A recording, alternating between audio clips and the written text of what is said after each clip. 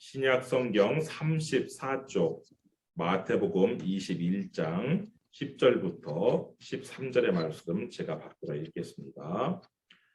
예수께서 예루살렘에 들어가시니 온 성이 소동하여 이르되 이는 누구냐 하거늘 무리가 이르되 갈릴리 나사렛에서 나온 선지자 예수라 하니라. 예수께서 성전에 들어가사 성전 안에서 매매하는 모든 사람들을 내쫓으시며 돈 바꾸는 사람들의 상과 비둘기 파는 사람들의 의자를 둘러 엎으시고 그들에게 이르시되 기록된 바 내 집은 기도하는 집이라 일컬음을 받으리라 하였거늘 너희는 강도의 소굴을 만드는도다 하시니라. 아멘. 여러분, 예수님은 누구신가? 예수님께서 예루살렘 성전에 들어갔을 때 사람들이 했던 질문이에요. 이는 누구냐? 예수님은 누구신가라는 질문은 아주 단순한 질문이지만 그 대답은 단순하지 않아요. 오늘날 우리는 예수님을 친구라고 이렇게 대답하기도 하고 또 찬송가 96장은 아예 예수님이 어떤 분이라고 그냥 일람표가 나와 있어요. 찬송가 96장이 예수는 누구신가라는 제목의 찬송인데 거기서는 이렇게 표현하고 있는데 우는 자의 위로, 없는 자의 풍성, 천한 자의 높음, 잡힌 자의 노임, 우리 기쁨, 약한 자의 강함, 눈먼 자의 빛, 병든 자의 고침, 죽은 자의 부활, 우리 생명, 손가락이 모자랄 정도예요. 추한 자의 정함, 죽을 자의 생명, 죄인들의 중보, 멸망자의 구원, 우리 평화, 교회의 머리, 세상의 구주, 왕의 왕, 심판하실 주님, 우리 영광. 이렇게 노래를 해요. 오늘날 우리는 예수님에 대해서. 그러나 예수님 당시 사람들은요, 예수님에 대해서 전혀 다르게 대답을 했어요. 마태복음 16장 13절 말씀 보시면요. 예수께서 빌립보 가이사랴 지방에 이르러 제자들에게 물어 이르시되 사람들이 인자를 누구라 하느냐? 인자라는 것은 예수님께서 자기 자신을 호칭할 때 부를 때 사용하셨던 호칭인데 예수님께서는 사람들이 예수님을 누구라고 하는지 궁금하셨어요. 그 제자들에게 물어봤어요. 그랬더니 제자들이 전해주는 답변이 아주 가관이에요. 마태복음 16장 14절에 이르되 더러는 세례 요한, 더러는 엘리야, 어떤 이는 예레미야나 선지자 중에 하나라 하나이다. 예수님더러요 세례 요한이래요. 근데 이렇게 대답하는 사람 중에 대표적인 인물이 누구냐면 헤롯 왕이에요. 마가복음 6장 14절부터 16절까지 보면 이에 예수의 이름이 드러난지라 헤롯 왕이 듣고 이르되 이는 세례 요한이 죽은 자 가운데서 살아났도다. 그러므로 이런 능력이 그 속에서 일어나느니라 하고 어떤 이는 그가 엘리야라 하고 또 어떤 이는 그가 선지자니 옛 선지자 중에 하나와 같다 하되 헤롯은 듣고 이르되 내가 목벤 요한 그가 살아났다 하더라. 헤롯 왕은요 아무 죄 없는 요한을 목베어 죽였어요. 그 세례 요한이 했던 유일한 잘못이라면 뭐냐면 헤롯 임금의 잘못을 지적한 거였어요. 헤롯 왕은 자기 동생의 아내를 뺏어가지고 자기 아내를 취한 인물이었어요. 그래서 세례 요한이 임금 왕이시여 당신이 당신의 동생의 아내를 빼앗아 당신의 아내로 삼은 것은 큰 하나님 앞에 큰 잘못이고 죄입니다. 이렇게 얘기한 그 죄로 목베임을 당해 죽었어요. 생전의 세례 요한은요 사실 어떤 기적과 어떤 능력도 행한 일이 없어요. 그냥 광야에서 외치는 자의 소리처럼 사람들에게 회개하라 천국이 가까웠다 외치고 임금이라 할지라도 두려워하지 않고 그 잘못을 전했던 그런 사람이었는데 이 헤롯은 자기가 죽인 요한이 살아났다 이렇게 생각한 거예요. 예수님의 제자들이 막 병을 고치고 귀신을 쫓아내서 예수님의 이름이 퍼져나가니까 자기가 못 배워주긴 세례 요한이 살아났다. 그러면서 예수님을 세례 요한이다. 이렇게 단정을 지었어요. 왕 정도면요. 보통 사람보다는 판단력이 굉장히 높아야죠. 그래야 왕을 하죠. 근데 왕이라 할지라도 죄를 짓고 악을 행하면 이렇게 판단력이 엉터리가 되는 거예요. 그래서 우리가 그런 사람들의 판단력에 의존하면 안 되는 것이죠. 그런데 대부분의 사람들은 예수님을 선지자라고 여겼어요. 선지자. 그 중에서 특별히 엘리야는 구약의 선지자 중에서요. 최고의 능력을 가진 선지자예요. 하늘에서 불을 내려오게 만들었어요. 하늘에서 불을 내려와서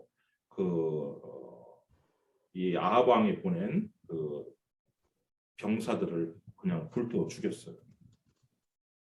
그리고 막 하늘에 문을 닫아서 3년 6개월 동안 비가 내리지 않게도 만들고 또 다시 3년 6개월 동안 비가 오지 않았던 그 하늘의 문을 열고 다시 비가 내리기도 했던 그런 선지자예요. 예수님이 굉장히 능력이 많아서 사람들은 엘리야가 다시 오셨다. 엘리야다. 이렇게 얘기하기도 하고 또 어떤 사람들은 예레미야라고 또 얘기했어요. 예레미야는 뭐 능력을 행한 건 아무것도 없어요. 예레미야의 별칭이 뭐냐면 눈물의 선지자. 왜냐하면 예레미야는 마지막 그 유다 왕국이 멸망하는 것을 목격한 사람이에요.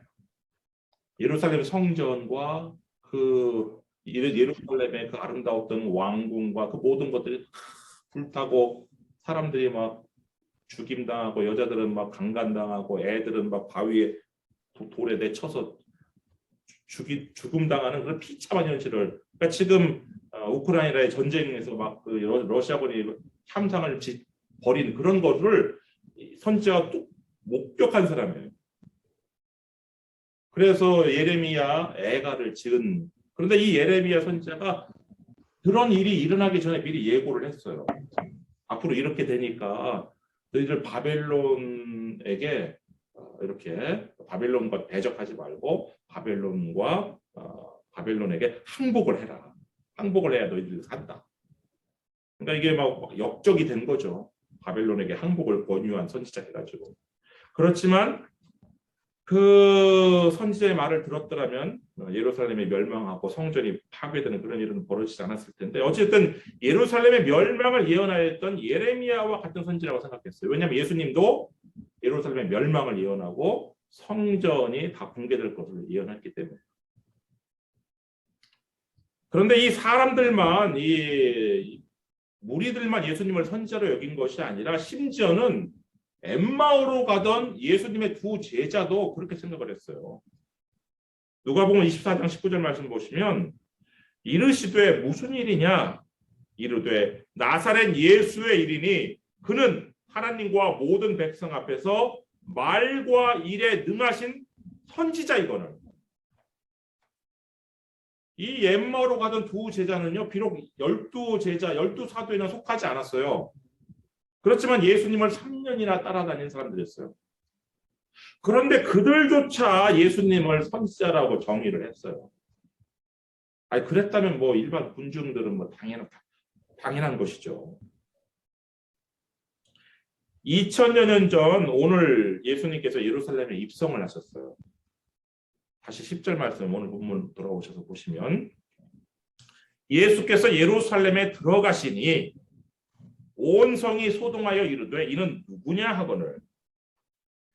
예수님의 예루살렘 방문은요 이번이 처음이 아니었어요. 예수님께서 12살 되던 해에 부모님과 함께 처음 예루살렘에 방문을 했어요. 누가복음 2장 41절부터 43절에 나오는데요. 그의 부모가 해마다 6월절이 되면 예루살렘으로 가더니 예수께서 12살 되었을 때에 그들이 이 절기의 관례를 따라 올라갔다가 그 날들을 마치고 돌아갈 때에 아이 예수는 예루살렘에 머무셨더라. 누가복음 2장에서는요 예루살렘을 아이라고 12살이니까 아이라고 표현할 수 있겠죠. 아이라고 표현했지만 당시 유대사회 오늘날도 마찬가지고 유대 사회에서는요 12살부터 성인으로 인정을 하고 성인들은 매년 6월절을 예루살렘에 방문을 해야 되는 거예요. 그래서 예루살렘 성전에 가서 유월절 제사를 하나님께 드려야 되는 것이죠. 그러니까 예수님의 예루살렘 방문은 12살 때부터 시작해서 지금까지 계속해서 이어져 왔던 거예요. 그런데 지금 33살 때에 예수님께서 예루살렘 방문하셨던 때는 지금까지의 방문과 달리 온 도시가 막 들썩이게 만들었어요. 온 도시를. 도대체 왜요? 예수님께서 지금 한두 번 방문하신 것도 아닌데. 그것은 예수님께서 걸어서 예루살렘에 들어가지 않았기 때문에 그래요. 지금까지는 항상 걸어서 예루살렘을 방문했어요. 예수님뿐 아니라요, 유대인들은 다 성전이 있는 거룩한 성 예루살렘에 들어갈 때는요, 말에서 내려서 걸어서 들어가야 돼요. 오직 그냥 말 탄 채로, 나귀를 탄 채로, 노새를 탄 채 들어가는 사람들은 이방인들, 특히 로마군, 이 로마인 정복자들, 이런 사람들은 그냥 말 타고 들어가요. 아니면 왕, 유대인의 왕, 예를 들어 다윗 왕, 이런 왕, 솔로몬 왕, 이런 왕들만 말이나 노새나 이런 걸 탈 것을 타고 들어가는 거예요. 보통 사람들은 다 걸어서 들어가야 되는 거예요. 그런데 지금 예수님이 마지막이 예루살렘 입성이 지금까지와 달리 아주 특별했어요. 나귀를 타셨고, 원래 예수님은 뭘 타고 다니시는 분이 아니에요. 전도하러 돌아다니실 때 다 걸어 다니셨어요. 그리고 갈릴리 호수를 건널 때만 배를 타셨죠. 육지에서는 걸어 다니셨어요, 항상. 그런데 이번에는 나귀를 타셨어요. 탈 것을 타셨어요, 동물을. 그리고 그 나귀에서 내리지 않고 나귀를 탄 채로 예루살렘에 들어가셨단 말이에요. 그리고 이 예수님을 따르는 제자들이 자기들의 겉옷을 벗었어요. 자기들의 겉옷을 벗어서, 속옷은 있었겠죠. 겉옷을 벗어서 나귀 위에 깔았어요. 그러니까 이거는 새끼 나귀였기 때문에 아마 안장이 없어서 안장 대신으로 자기들의 겉옷을 깔았을 거예요. 그리고 일반 이 무리들도 자기들의 겉옷을 펴서 길에다 깔았어요. 그 사람들. 그리고 가난해서 옷 한 벌밖에 입지 않은 사람들, 속옷이 없는 사람들은 겉옷을 못 벗으니까 나뭇가지라도 꺾어가지고 길에다 깔아놨어요. 그래서 예수님께서 그들의 겉옷을 그들이 깔아놓은 나뭇가지를 밟으면서 예루살렘에 입성을 하셨어요. 거기 7절부터 8절 한번 다시 보시죠. 마태복음 21장 7절 8절 말씀 보시면, 나귀와 나귀 새끼를 끌고 와서 자기들의 겉옷을 그 위에 얹음에 예수께서 그 위에 타시니 무리의 대다수는 그들의 겉옷을 길에 펴고 다른 이들은 나뭇가지를 베어 길에 펴고. 비록 레드 카펫을 그냥 쫙 깐 것은 아니지만 지금 겉옷과 나뭇가지를 길에다 펴놓은 이런 행동은 아주 특별한 의미를 가지고 있는 행동이었어요. 열왕기 하 9장 13절을 보면요, 하나님께서 북왕국 그 이스라엘의 왕 중에서 그 이세벨과 아합 왕을 아주 악한 왕으로 보셨어요. 그리고 특별히 이세벨은 아주 하나님의 선지자들을 죽이고 아주 악한 여자였었는데, 이 아합 왕가를 심판하기 위해 하나님께서 누구를 사용하시냐면은 그 북왕국 이스라엘의 군대 장관 중 한 사람인 예후를 하나님께서 선택하셔요. 그리고 이 예후에게 기름을 부어요. 기름을 붓고 왕으로 삼으시는데, 그때 같이 지금 군대 장관들이 지금 회의를 하고 있는데 엘리사 선지자가 보낸 청년 선지자가 와가지고 이 예후만 잠깐 바깥으로 나오라고 그래서 하나님의 메시지를 전하고 기름을 부어서 왕으로 삼았거든요. 그리고 이 예후가 이 기름 부음을 받은 채 다시 그 회의 자리에 돌아왔어요. 군대 장관 회의 자리에. 그러니까 나머지 군대 장관들이 도대체 예후 무슨 일이야? 이렇게 물어보니까 예후가 그 얘기를 해줬어요. 하나님께서 나를 이스라엘의 왕으로 지금 기름 부음을 받았다. 기름 부음을 해주셨다. 이렇게 하니까 그때 사람들이 그때 같은 군대 장관 동급이었던 군대 장관들이 어떻게 행동을 했냐면요. 11절 말씀 보시면 무리가 각각 자기의 옷을 급히 가져다가 섬돌 위 곧 예후의 밑에 깔고 나팔을 불며 이르되 예후는 왕이라 하니라. 그러니까 자기들의 겉옷을 예후 밑에 탁 깔았어요. 그래서 겉옷을 깐다는 행위는 왕입니다. 예후는 왕입니다. 나팔을 부른 거고 지금 예수님이 예루살렘 입성할 때 그렇게 한 것은 예수님은 왕입니다. 이런 메시지를 나팔을 분 거예요.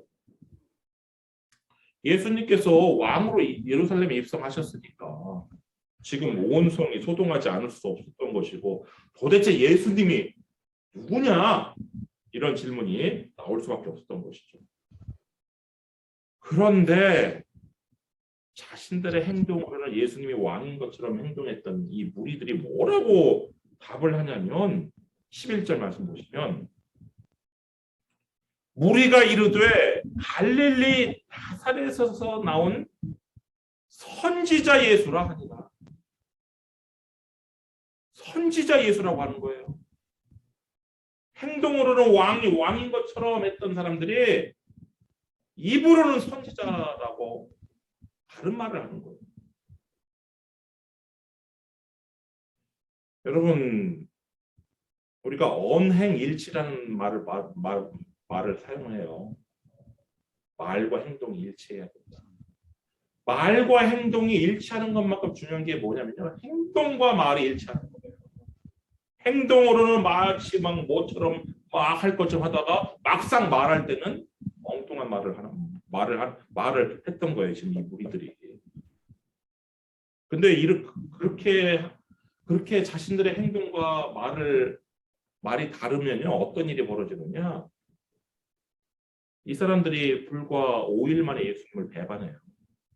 반역을 해요. 자기들의 행동으로 오는 왕이라고 했던 이 예수님을 배반을 어떻게 하느냐. 지금 오늘은요. 이들이 뭐라고 막 외치냐면 호산나라고 외쳐요. 호산나라는 의미는 우리를 구원하소서 그런 의미거든요. 호산나라고 외쳐요. 그런데 5일 후에는 뭐라고 이들이 외치냐면은 십자가에 못 박으라고 외쳐요. 마가복음 15장 13절 14절 말씀 보시면 그들이 다시 소리 지르되 그를 십자가에 못 박게 하소서. 빌라도가 이르되 어찌미냐 무슨 악한 일을 하였느냐 하니 더욱 소리 지르되 십자가에 못 박게 하소서 하는. 여러분이요 여러분의 행동과 말을 일치시키지 않으면요 이런 일은 오늘날에도 일어날 수 있어요. 행동과 말이 일치하지 않았던 이 무리들은요 예수님의 적대 세력인 대제사장들의 선동과 충동에 넘어가서 자기들이 막 호산나라고 이렇게 환성을 외쳤던 그 올리던 그 예수님을 5일 만에 십자가에 못 박아라 소리 지르는 존재들로 변했어요. 그렇다면 대제사장들은 도대체 왜 예수님을 이렇게 죽이지 못해서 이렇게 안달이 걸까요? 그것은 예수님께서 예루살렘에 입성하신 후에 하신 행동 때문에 그래요. 예수님께서는 왕으로 예루살렘에 입성하신 후에 가장 먼저 하신 일이 뭐냐? 12절 말씀 보시면 예수께서 성전에 들어가서 성전 안에서 매매하는 모든 사람들을 내쫓으시며 돈 바꾸는 사람들의 상과 비둘기 파는 사람들의 의자를 불러 엎으시고. 여러분 새로 대통령이 지금 선출이 됐어요. 그러면 그 대통령이 가장 먼저 뭘 하는지 그게 사실은 가장 중요한 일이에요. 앞으로 나라를 이끌어가는 국정 운영에 있어서.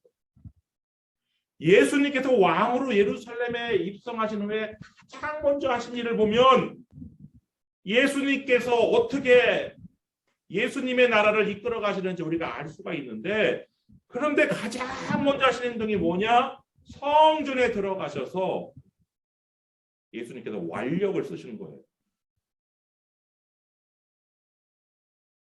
매매하는 모든 사람들을 다 쫓았어요. 쫓았어요. 요한복음에 보면요, 예수님께서 채찍을 만드셨다고 했어요. 채찍을 만드셔서 그 채찍을 휘두르셔서 다 사람들을 쫓아내셨다고 했어요. 그리고 돈 바꾸는 사람들의 상을 다 둘러엎으셨어요. 아마 돈이 막 쏟아졌겠죠. 그리고 비둘기 파는 사람들이 막 의자를 비둘기 파는 사람들이 앉아서 지금 막 비둘기 팔고 있는 그 의자를 막 둘러엎으셨어요.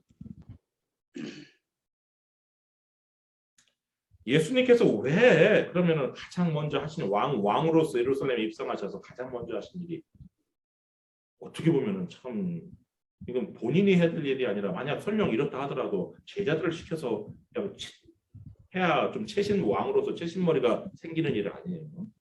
본인이 뭐 이렇게 나서서 직접 이런 일을 한단 말이에요. 근데 예수님께서는요 행동으로 먼저 보이셨어요. 성전을 정화하는 행동을 먼저 보이셨는데 왜 이런 일을 하셨냐? 당시 성전은요 이 성전의 주인이라고 자처하는 이들이 이득을 취하는 곳이었어요.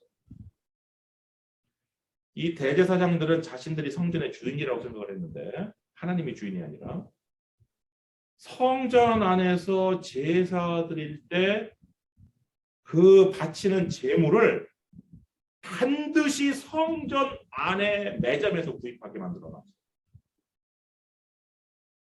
그리고 또 바깥에서 사용하는 돈은 거룩한 돈이 아니다 해가지고 바깥에서 사용하는 돈을 가지고 와서 성전 안에서만 쓰이는 돈으로 바꾸도록 만들어놨어요.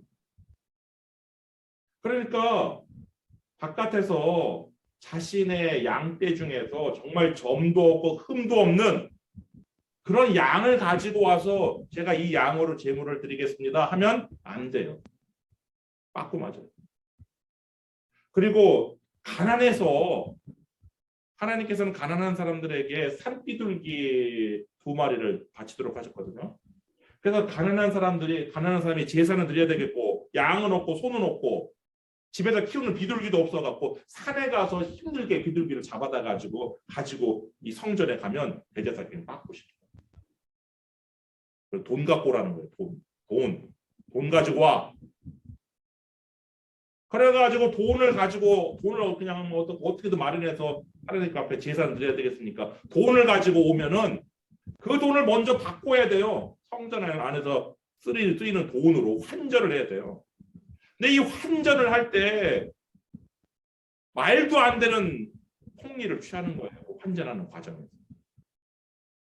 그래서 뭐 그냥 울며 겨자 먹기로 어쩔 수 없이 환전을 했어요. 성전 안에서 쓰이는 돈으로.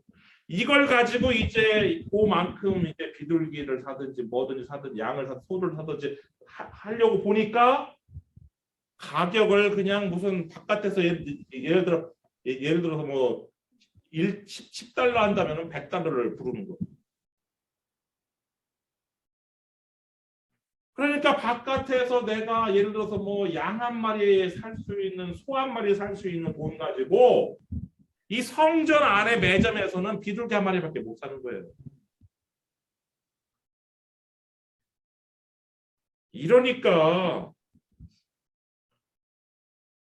이 성전 안에서 이 장사하는 그 사업권, 성전 안에서 매점 운영권 얻으면 그냥 돈 버는 것은요 땅 짚고 헤엄치기예요.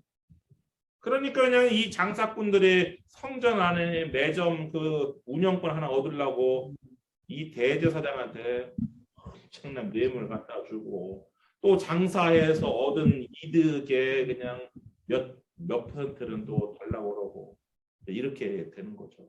몇 퍼센트가 뭐 5대5도 아니라 엄청난 대부분 것 다 가져가는. 그러니까 이 성전이 이게 막 칼만 안 들었죠. 그냥 강도예요.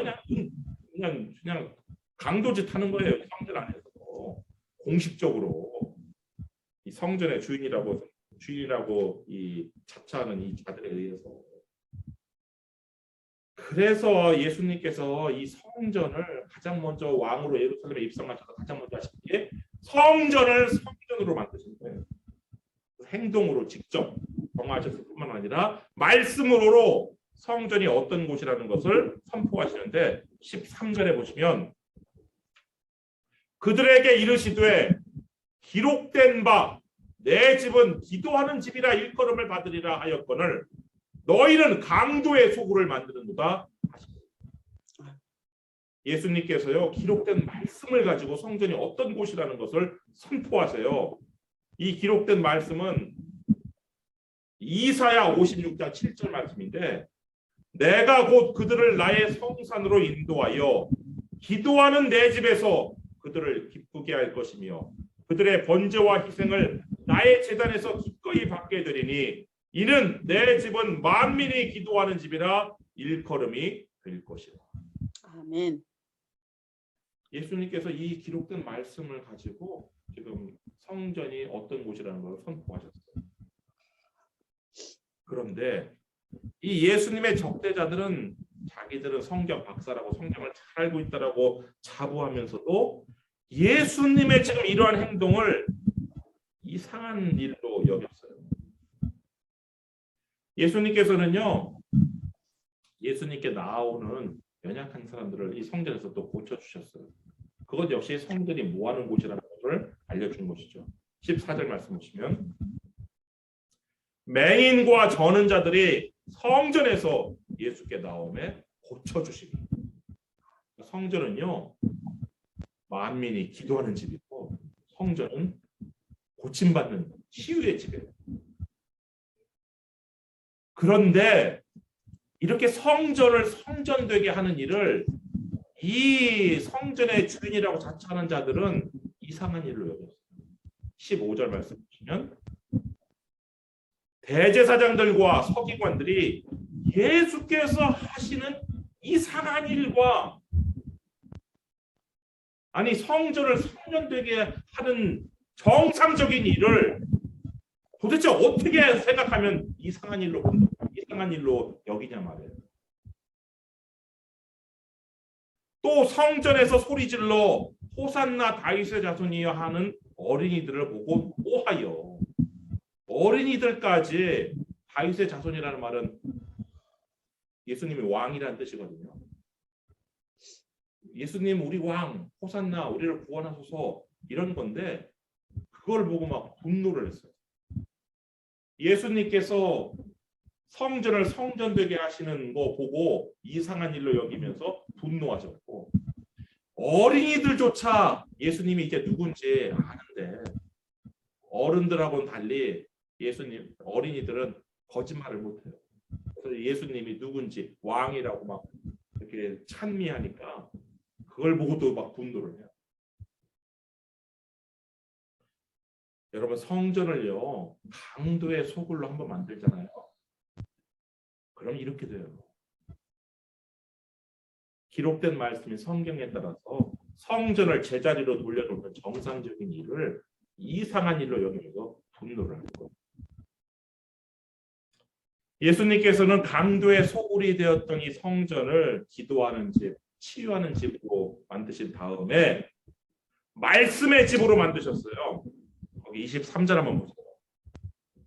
마태복음 21장 23절.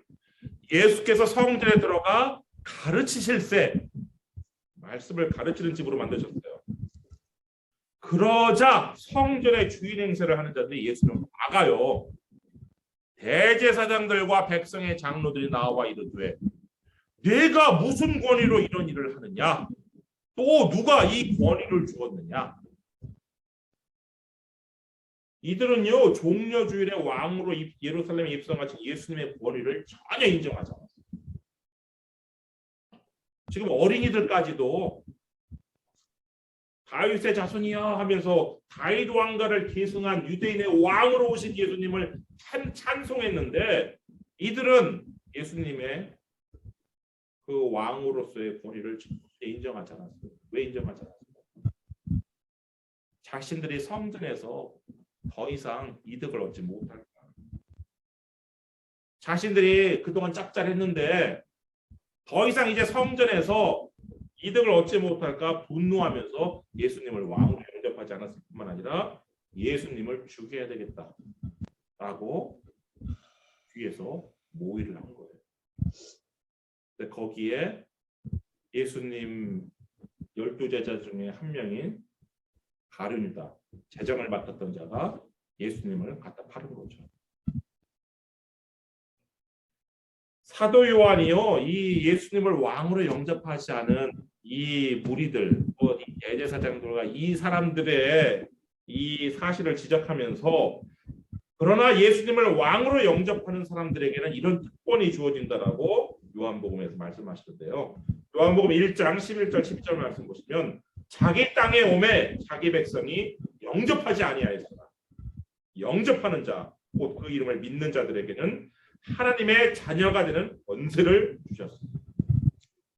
비록 이 백성들은, 이 무리들은 예수님을 왕으로 영접하지 않았어요. 그렇지만 여러분들은 예수님을 왕으로 영접하시면 여러분에게 하나님의 자녀가 되는 특권이 주어지는데, 여러분에게 예수님은 누구세요? 그냥 뭐 성인 중에 세계 4대 성인 중에 한 사람이세요? 아니면 그냥 훌륭한 선생님이셨던 랍비예요? 아니면 예수님이 그냥 선지자 중에 한 말과 일에 능하신 선자예요? 뭐예요? 여러분에게 예수님이 왕이시라면, 여러분들이 정말 예수님을 왕으로 영접하였다면, 마음속에 영접하였다면, 이제는 여러분의 행동, 여러분의 말로 예수님께서 여러분의 왕이라는 것을 나타내셔야 돼요. 그러면 여러분들은 하나님의 자녀가 되는 그 특권을 가지고 아버지의 나라에서, 이제는 하나님의 나라가 아버지의 나라예요. 하나님이 내 아버지이기 때문에 아버지의 나라에서 해같이 빛나는 영광이 있는데, 마태복음 13장 43절 예수님께서 이렇게 말씀하셨어요. 그때의 의인들은 자기 아버지 나라에서 해와 같이 빛나리라. 귀 있는 자는 들으라. 그래서 여러분들이요, 예수님을 여러분의 왕으로 영접하시고, 여러분들의 행동, 여러분의 말로 예수님이 왕이심을 보여준다면, 여러분들은 의인이 되어서 아버지의 나라에서 해와 같이 빛날 거예요. 근데 마지막으로 제가 덧붙이고 설교를 마칠 건데요. 예수님께서 여러분의 왕이라면요, 예수님께서 하시는 명령은 어명이에요. 어명. 어명을 거역하는 것은 반역이에요. 강도의 소굴이었던 성전을 기도와 치유와 말씀의 집으로 바꾸신 예수님께서는요, 오늘 종려주일에 이런 명령을 우리에게 내리세요. 성전을 성전답게, 교회를 교회답게, 예배를 예배답게 만들라. 여러분 모두 이 예수님의 어명에 순종해서 교회를 교회답게 만들기 위해서 함께 일하는 자가 되시기를 주님의 이름으로 축원합니다. 기도합니다.